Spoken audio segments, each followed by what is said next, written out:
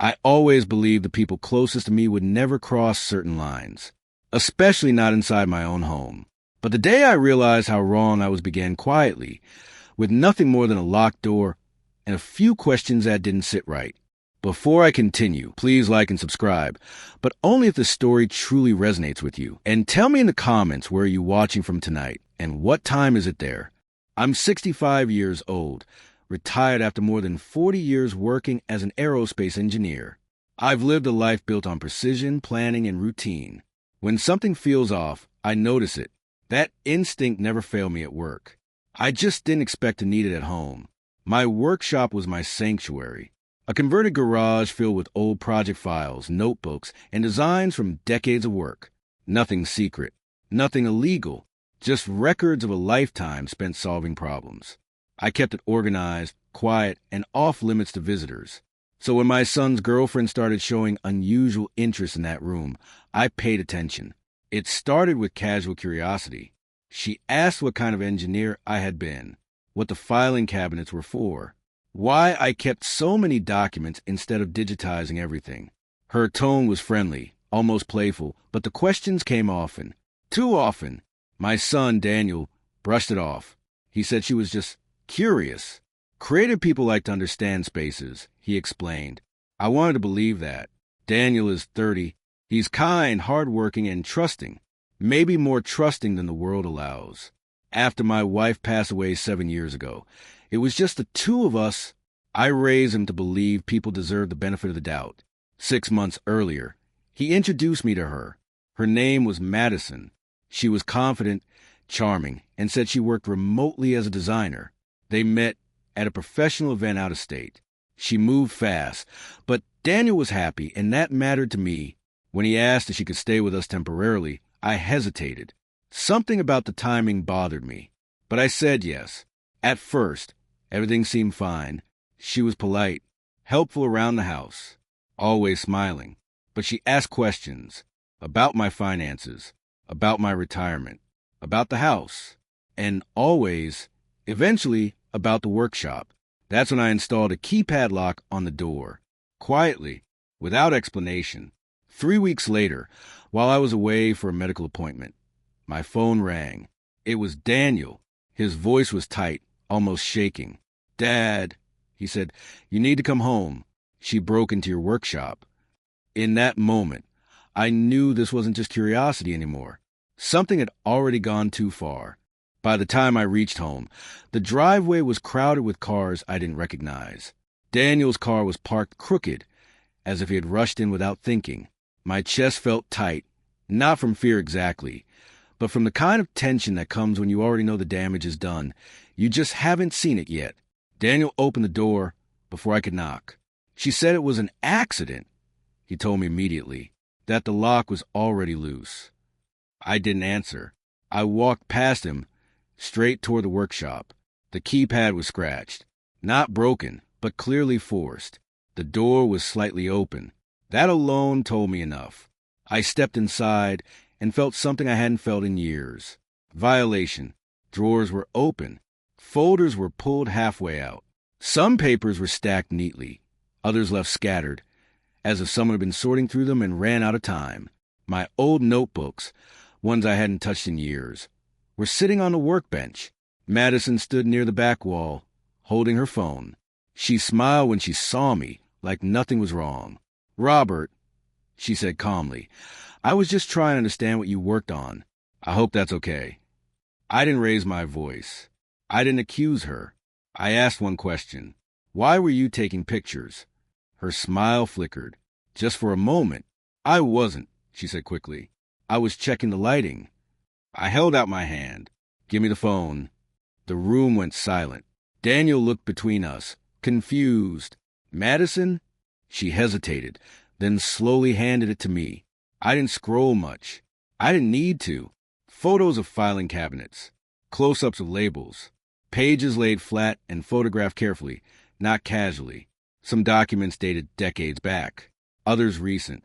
One folder, in particular, made my stomach drop. My retirement statements. I felt Daniel step closer behind me. "What is this?" he asked. Madison crossed her arms. You're overreacting. I didn't do anything wrong. They're just papers. I turned to her. Those papers don't belong to you. And you knew that. She sighed, as if I were being difficult. I was just trying to help Daniel understand what kind of future he has. Daniel froze. What does that mean? She looked at him then, really looked at him, and something hardened in her expression. You deserve to know what's tied up in this house, she said. And in his name. That was the moment everything shifted. This wasn't curiosity. This wasn't design interest. This was calculation. I asked her to leave the room. Daniel didn't argue.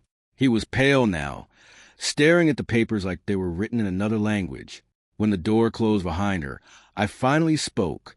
She didn't break in by accident. I said quietly, and this didn't start today.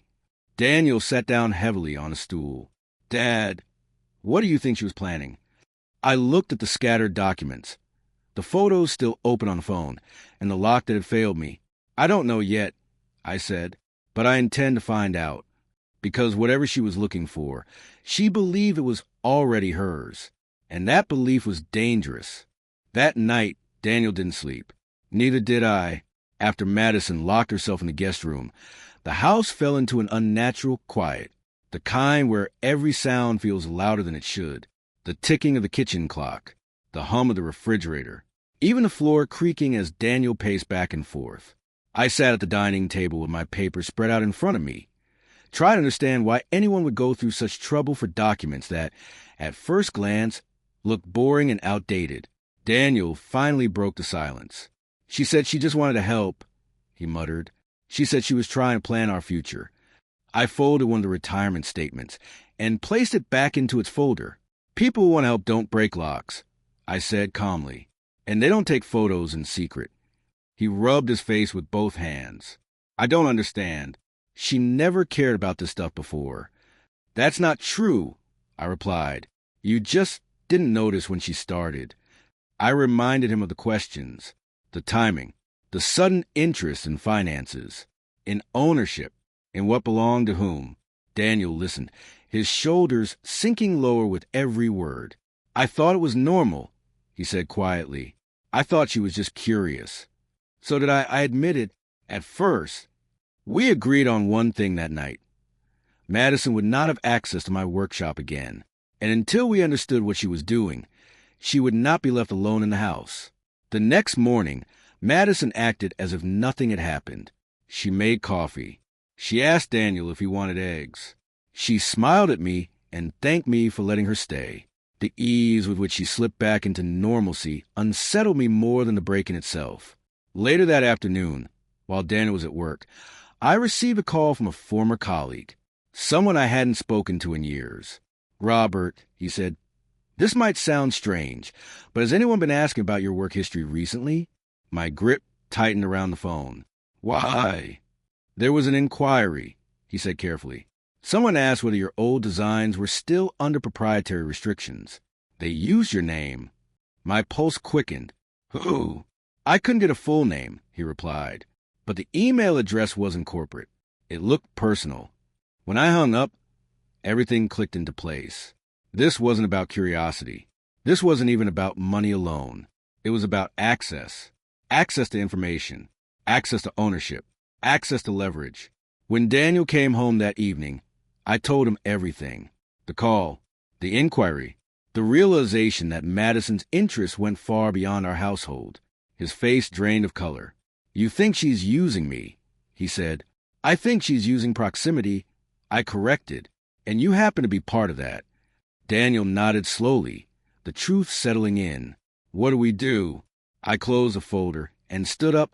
We stop assuming this will resolve itself, and we start protecting what's ours. Because once someone believes they're entitled to something that isn't theirs, they don't stop on their own. They have to be stopped. The next few days felt like living inside a carefully staged play.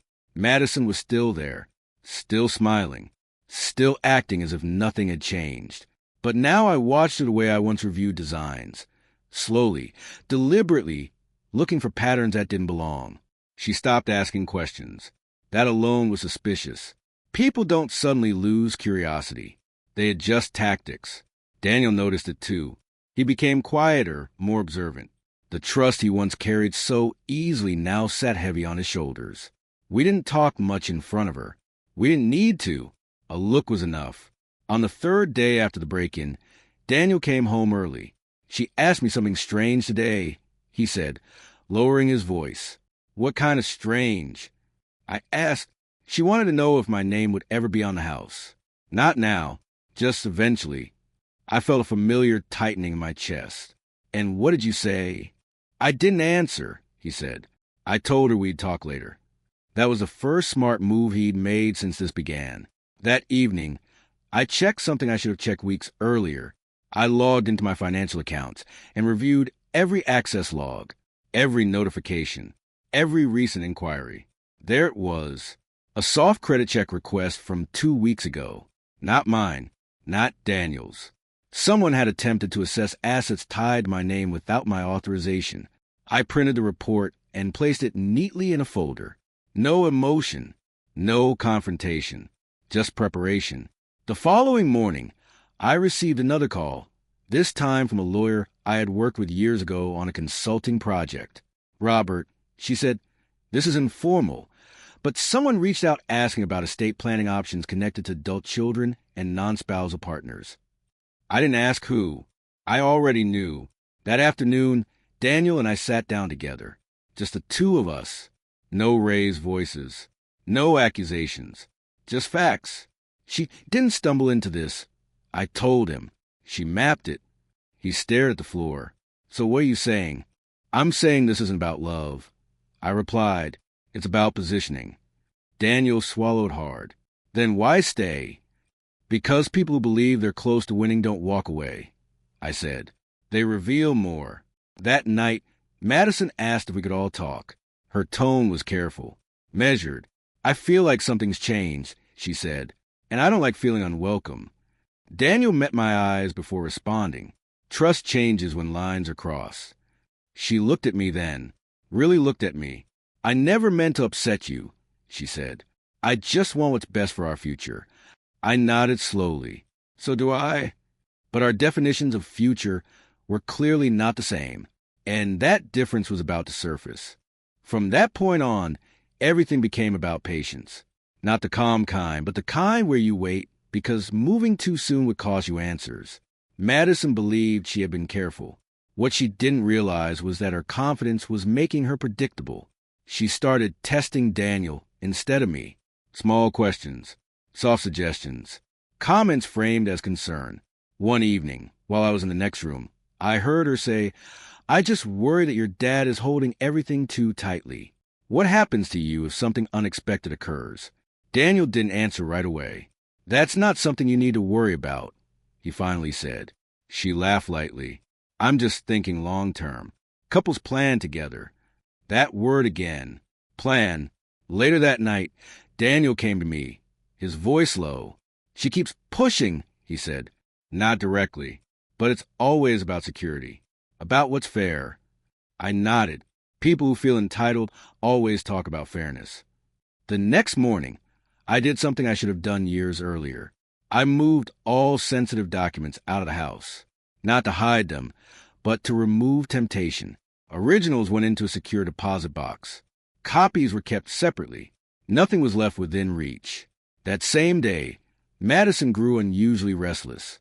She paced while on her phone, stepped outside to take calls, lowered her voice when Daniel entered the room. I didn't need to listen closely anymore. Her behavior said enough. That evening, she confronted me directly.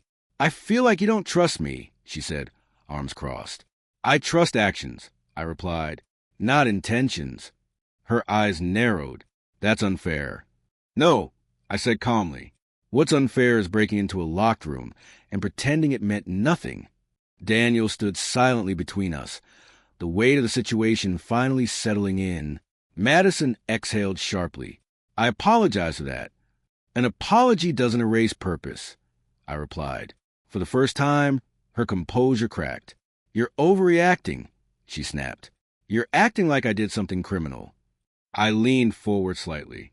"You acted like someone who believed access was inevitable." The room went quiet. She stared at me, realizing too late that I wasn't guessing anymore. That night, Daniel told her she needed to find another place to stay. Not permanently, he said, just until things cooled down. She didn't argue. That worried me more than if she had. She packed carefully, methodically, not the way someone leaves in anger, but the way someone leaves while calculating their next move. Before she walked out, she turned to Daniel. "This isn't over," she said softly. "People don't just walk away for what they've invested in."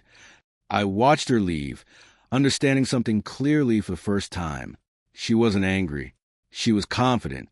And confidence like that doesn't disappear on its own. Once Madison was out of the house, the silence felt different. Not peaceful. Exposed. Daniel sat at the kitchen table long after she left, staring at nothing. The confidence he once had in the relationship was gone, replaced by doubt and something heavier, guilt. "I should have seen this sooner," he said quietly. I didn't rush to comfort him. This wasn't the moment for reassurance. This was the moment for clarity. "People don't show you who they are all at once," I said. "They reveal themselves when they think the timing is right." For a few days, nothing happened. No calls, no messages, no sudden appearances. Madison went quiet, and that worried me more than confrontation ever could. Silence, in situations like this, usually meant regrouping. Then the email arrived. It wasn't from her. It was from a financial planning firm Daniel had never contacted. The message was polite, professional, and vague, asking if Daniel was interested in discussing long-term asset planning and partnership protections. Partnership. I showed Daniel the email. His hands shook as he read it. "I never reached out to them," he said. "I know," I replied. That same afternoon, Daniel checked his credit report. There it was. Another soft inquiry. Recent. Unexplained. This time, there was no doubt left. Madison hadn't been curious. She hadn't been concerned. She had been preparing. Daniel sank into the couch, head in his hands. So what was I to her? I sat beside him. "A position," I said gently, "not a person." That night, Daniel made the decision himself. He blocked her number, cut off communication completely. No explanations, no arguments, just a clean line. I didn't celebrate that choice. I knew what it cost him emotionally, but I also knew something else. People who rely on access panic when it's removed. 2 days later, the panic showed. Madison showed up unannounced. She stood on the porch, calm on the surface, eyes sharp. "I just want to talk," she said.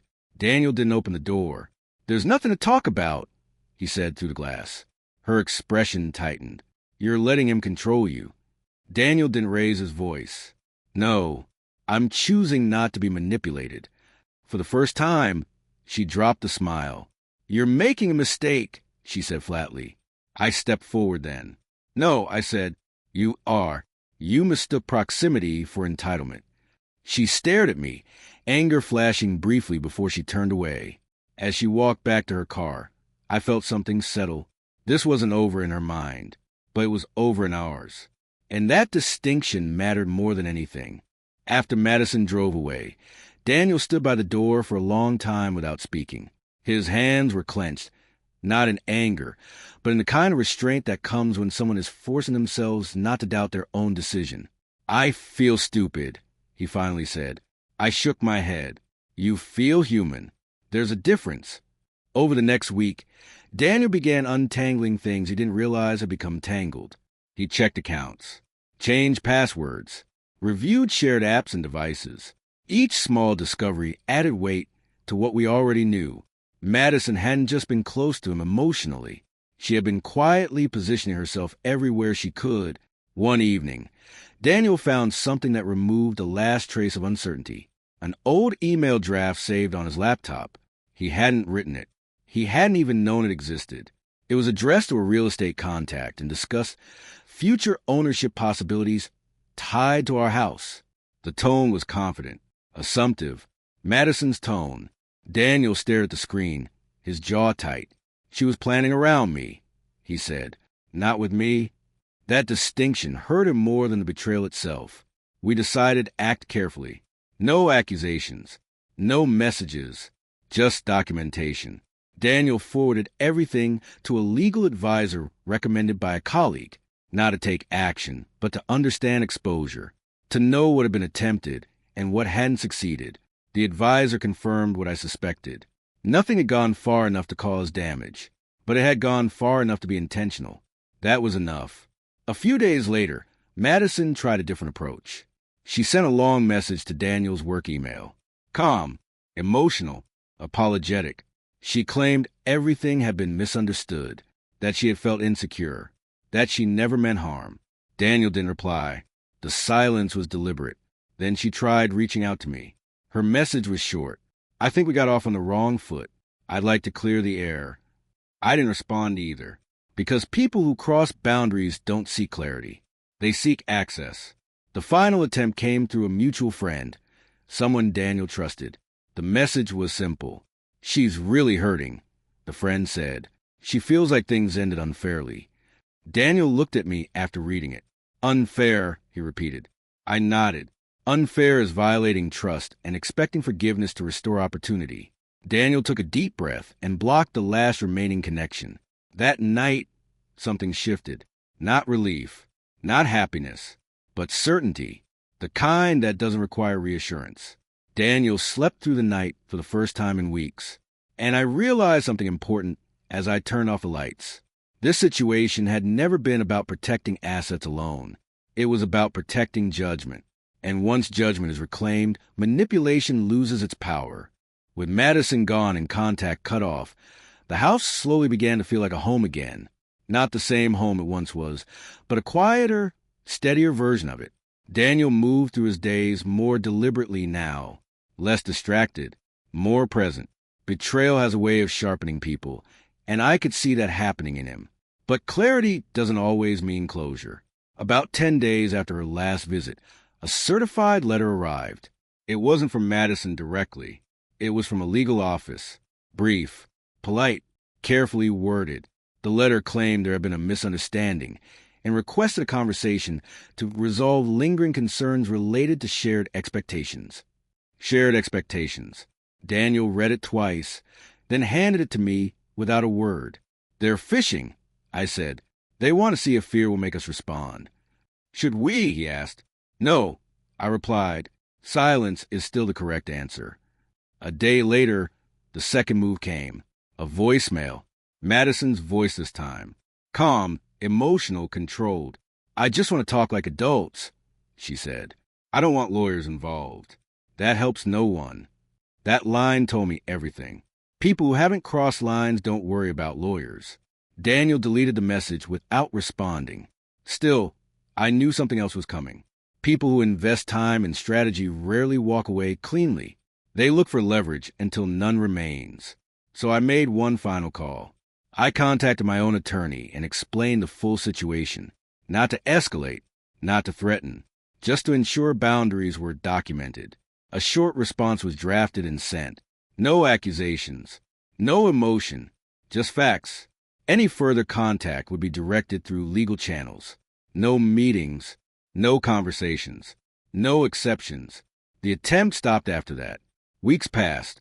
Daniel began talking about moving out, not out of tension, but out of growth. He wanted his own space again, his own pace. We talked about it openly, without fear or urgency. I don't want to rush into anything ever again, he said one night. That's wisdom, I replied, not hesitation. On his last weekend at home, we sat on the porch as the sun went down. No heavy conversations, no replaying events, just quiet. I learned something, Daniel said finally. Being trusted doesn't mean being entitled. And loving someone doesn't mean ignoring who they show you they are. I nodded. That lesson cost you less than it could have. He smiled faintly. Thanks to you. I shook my head. Thanks to timing. Because if Madison had waited longer, if she had been more patient, the outcome might have been very different. That realization stayed with me long after Daniel went to bed. Sometimes what saves you isn't strength. It's noticing when something feels off and choosing not to ignore it. Once Daniel moved into his own place, the house changed again. Not in a sad way, in a revealing one. When you live alone long enough, You start noticing how much noise other people bring with them. Not just sound, but pressure, expectation, unspoken demands. With Daniel gone, the house felt lighter, but it also gave me space to reflect on how close we had come to something far worse. I replayed the timeline more than once. Madison hadn't rushed things emotionally. She had rushed them strategically. Her mistake wasn't interest. It was impatience. She believed proximity gave her leverage. That time was on her side. It wasn't. About a month later, I ran into someone unexpected at the grocery store. A woman I vaguely recognized from one of Daniel's earlier gatherings. She worked in real estate. "You're Robert, right?" she asked. "Daniel's father?" "Yes," I replied cautiously. She hesitated, then said, "This might sound strange, but a while back someone asked me about your house." Hypothetically, they wanted to know how ownership transitions usually work in multi-generational situations. I already knew the answer, but hearing it from someone else confirmed everything. "Did they mention a name?" I asked. She shook her head. "No, just said they were speaking on behalf of a potential future resident." I thanked her and walked away with a calm I hadn't felt before. Not anger, not shock, just confirmation. Madison hadn't just been planning financially. She had been laying groundwork, socially, quietly, carefully, or at least she thought she was. That night, I called Daniel and told him what I had learned. He was quiet for a long moment. "I don't feel hurt anymore," he said finally. "I feel lucky." "That's because you learned before it cost you years," I replied. In the weeks that followed, I did something important. Not dramatic, not reactive. I updated my estate plans. Clearly, legally, with no ambiguity. Not to punish anyone, but to remove assumptions. Clarity prevents conflict. I also started volunteering again, something I had stopped doing years earlier. Teaching younger engineers. Sharing experience. Giving structure to time that had once been filled with routine and responsibility. One evening, Daniel visited unexpectedly. He looked different, lighter. "I started seeing someone," he said cautiously, slowly. "No rushing." I smiled. "Good." "She asked about you," he added. I told her the truth, that you don't trust easily, but you're fair. I laughed quietly. That's the nicest way anyone's ever put it. As he left that night, I stood in the doorway and realized something important. The real danger hadn't been Madison. It had been assumption. Assuming people share your values. Assuming curiosity is harmless. Assuming time will reveal truth without consequence. Sometimes, truth shows itself only when you're paying attention. And if you're not, it doesn't wait. By the time winter arrived, the situation felt settled on the surface, but I knew better than to assume it was truly over. People who miscalculate once don't always accept the loss quietly. Sometimes they look for a different angle. That angle showed itself when I received an unexpected notice from my bank. It wasn't alarming, just a routine alert asking me to confirm that a third party had attempted to request information related to an old account. The request had been denied automatically, but the timing caught my attention. I called the bank immediately. The representative confirmed what I suspected. Someone had tried to access historical financial records using partial personal information, not enough to succeed, but enough to show intent. I didn't need a name. I documented everything and sent it to my attorney. Within hours, a formal cease and desist notice was prepared and delivered. No accusations, no threats, just a clear boundary, reinforced legally. After that, the attempt stopped completely. No more messages. No more indirect contact. No more misunderstandings. The silence that followed felt final. Daniel. And I talked less about what had happened and more about what came next. He was focused on his work, his new relationship, and rebuilding trust in his own judgment. I was focused on maintaining the calm I had fought to protect. One evening, Daniel asked me something I hadn't expected.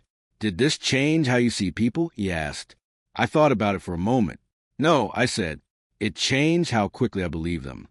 He nodded. "That feels healthier." It was.